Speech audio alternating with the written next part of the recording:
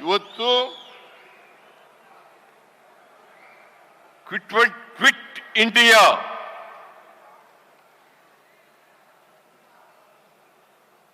ಚಳವಳಿಯ ದಿನ. ಮಹಾತ್ಮ ಗಾಂಧೀಜಿಯವರು 1942 ಆಗಸ್ಟ್ 9ನೇ ತಾರೀಕು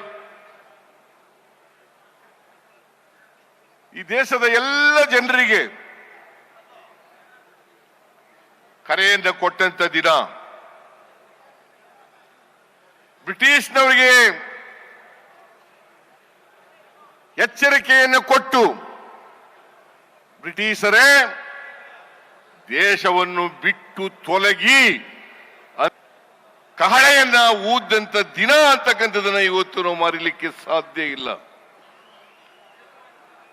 ಮಹಾತ್ಮ ಗಾಂಧೀಜಿಯವರ ನೇತೃತ್ವದಲ್ಲಿ ಈ ದೇಶದಲ್ಲಿ ಸ್ವಾತಂತ್ರ್ಯ ಹೋರಾಟ ಮಾಡಿ ಎಲ್ಲ ಸ್ವಾತಂತ್ರ್ಯ ಯೋಧರು ಕೂಡ ತ್ಯಾಗ ಬಲಿದಾನಗಳನ್ನ ಮಾಡಿ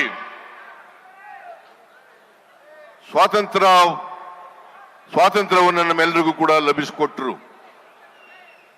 ಅಂತಿಮ ಕರೆಯನ್ನ ಮಹಾತ್ಮ ಗಾಂಧೀಜಿಯವರು ಕೊಟ್ಟರು. ಬ್ರಿಟಿಷರೇ ಭಾರತವನ್ನು ಬಿಟ್ಟು ತೊಲಗಿ. ಆ ದಿನ ಇವತ್ತು ಸಮಾವೇಶ ಮಾಡಬೇಕಾದಂತ ಅನಿವಾರ್ಯತೆ ಇದೆ.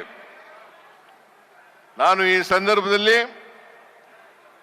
ಈ ನಾಡಿನ ಎಲ್ಲ ಜನರಿಗೆ, ದೇಶದ ಎಲ್ಲ ಜನರಿಗೆ ಕ್ವಿಟ್ ಇಂಡಿಯಾ ದಿನದ ಶುಭಾಶಯವನ್ನ ಎಲ್ರಿಗೂ ಕೂಡ ಕೋರ್ಲಿಕ್ಕೆ ಬಯಸ್ತಾ ಇದ್ದೇನೆ.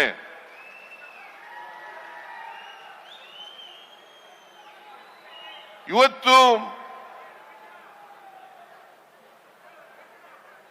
ನಮ್ಮ ನಾಡಿನಲ್ಲಿ ಮತ್ತು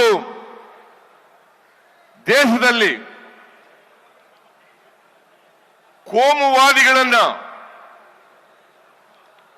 ಜಾತಿವಾದಿಗಳನ್ನ,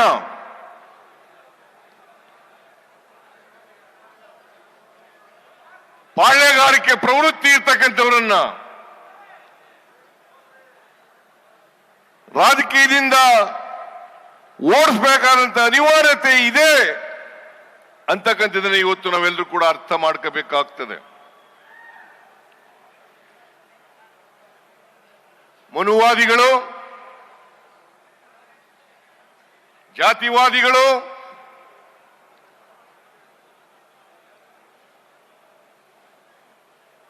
ಹಾಗೂ ಪಾಳ್ಯಗಾರಿಕೆ ಪ್ರವೃತ್ತಿ ಇರ್ತಕ್ಕಂಥವ್ರು, ಇವ್ರ್ಯಾರು ಕೂಡ ಶೋಷಿತರು ಅಧಿಕಾರ ಮಾಡತಕ್ಕಂಥದನ್ನ ಸಹಿಸಲ್ಲ. ಇದನ್ನ ನಾವೆಲ್ಲರೂ ಕೂಡ ಒಕ್ಕೊರಲಿಂದ ಖಂಡಿಸಬೇಕಾಗ್ತದೆ, ವಿರೋಧ ಮಾಡಬೇಕಾಗ್ತದೆ. ಅದಕ್ಕೋಸ್ಕರವಾಗಿ ಈ ಸಮಾವೇಶವನ್ನ ಏರ್ಪಾಡು ಮಾಡಿರ್ತಕ್ಕಂಥದ್ದು.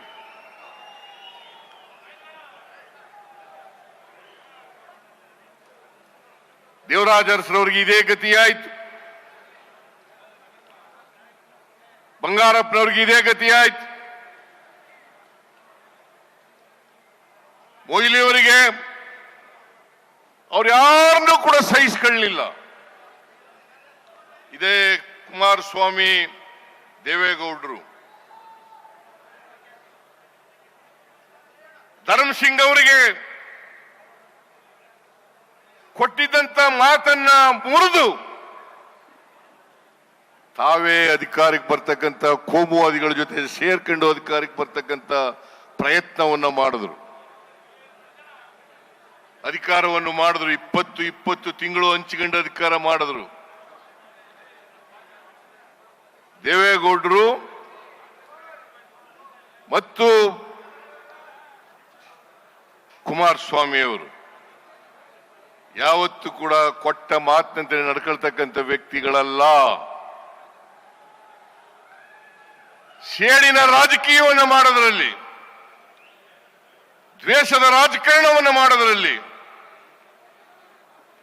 ಬೇರೆಯವರು ಅಧಿಕಾರದಲ್ಲಿ ಇರ್ತಕ್ಕಂಥದನ್ನ ಸಹಿಸಲಿಕ್ಕೆ ಸಾಧ್ಯ ಆಗದೆ ಇರ್ತಕ್ಕಂಥ ಮನಸ್ಥಿತಿ ಇರ್ತಕ್ಕಂಥವರು ದೇವೇಗೌಡರು ಮತ್ತು ಅವರ ಕುಟುಂಬ ಅಂತಕ್ಕಂಥದನ್ನ ಇವತ್ತು ಅನಿವಾರ್ಯವಾಗಿ ಹೇಳಲೇಬೇಕು ಅಂತಕ್ಕಂಥ ಮಾತುಗಳನ್ನ ತಮಗೆ ತಿಳಿಸ್ಲಿಕ್ಕೆ ಬಯಸ್ತಾ ಇದ್ದೇನೆ.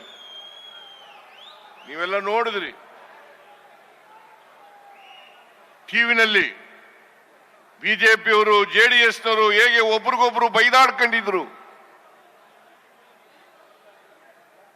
ದೇವೇಗೌಡರು ಹೇಳ್ತಾ ಇದ್ರು ಅಧಿಕಾರದಲ್ಲಿದ್ದ ಅವರು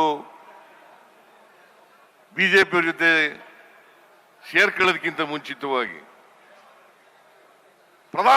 ನರೇಂದ್ರ ಮೋದಿ ಅವರು ಪ್ರಧಾನಮಂತ್ರಿ ಆದರೆ ನಾನು ಈ ದೇಶದಲ್ಲಿ ಇರೋದಿಲ್ಲ ಅಂತ ಹೇಳಿದ್ರು.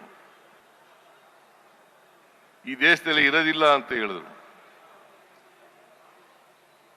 ಕುಮಾರಸ್ವಾಮಿ ಅವರು ಮುಖ್ಯಮಂತ್ರಿ ಆದಾಗ 2006ನೇ ಇಸ್ವಿನಲ್ಲಿ ಏನಾದರೂ ಬಿಜೆಪಿಯವ್ರ ಜೊತೆ ಕುಮಾರಸ್ವಾಮಿ ಸೇರ್ಕೊಂಡು ಸರ್ಕಾರ ಮಾಡಿದ್ರೆ ನನ್ನ ಎಣದ ಮೇಲೆ ಮಾಡಬೇಕು ಅಂತ ಹೇಳಿದ್ರು.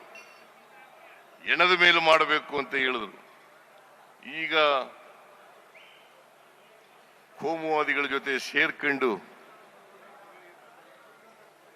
ಷಡ್ಯಂತ್ರವನ್ನ ಮಾಡಿ ಕೇಂದ್ರ ಸರ್ಕಾರ ಜೊತೆ ಶಾಮೀಲಾಗಿ ಕರ್ನಾಟಕದ ಬಿಜೆಪಿ ಜೊತೆ ಸೇರ್ಕೊಂಡು ನಮ್ಮ ಸರ್ಕಾರವನ್ನ ದುರ್ಬಲಗೊಳಿಸತಕ್ಕಂತ ದುಷ್ಟ ಪ್ರಯತ್ನವನ್ನ ಮಾಡ್ತಾ ಇದ್ದಾರೆ.